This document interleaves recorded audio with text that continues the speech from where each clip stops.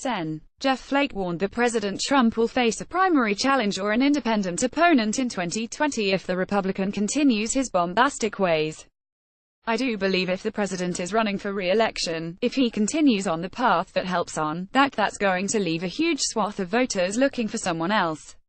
Flake Rares said in an interview with ABC News This Week that aired Sunday. I think he's inviting that.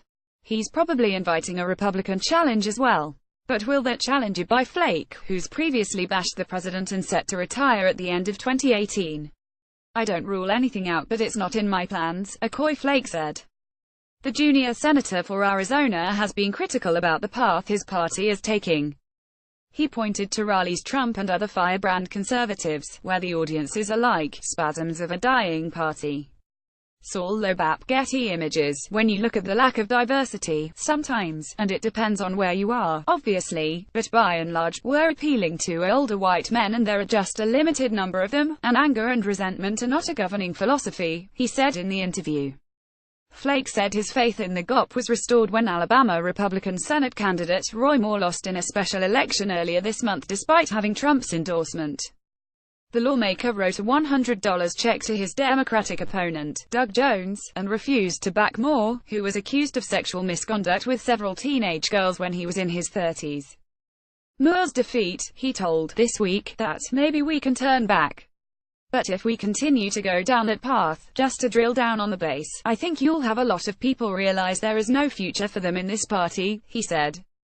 I hope, like I said, with the election results in Alabama, that maybe the party's realizing that we have to change.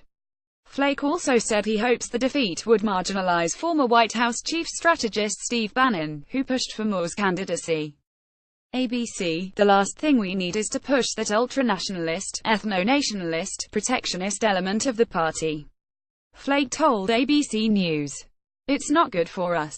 Since Trump took office nearly a year ago, Flake has been one of the more critical voices within the commander-in-chief's own party. While Flake said he's willing to work with the president in some instances, he said it's necessary to call Trump out on his questionable statements.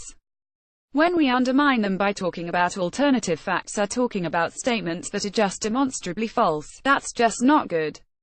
And that's just not right, he said. But Flake declined to directly answer when asked if he'd call the president a flat-out liar.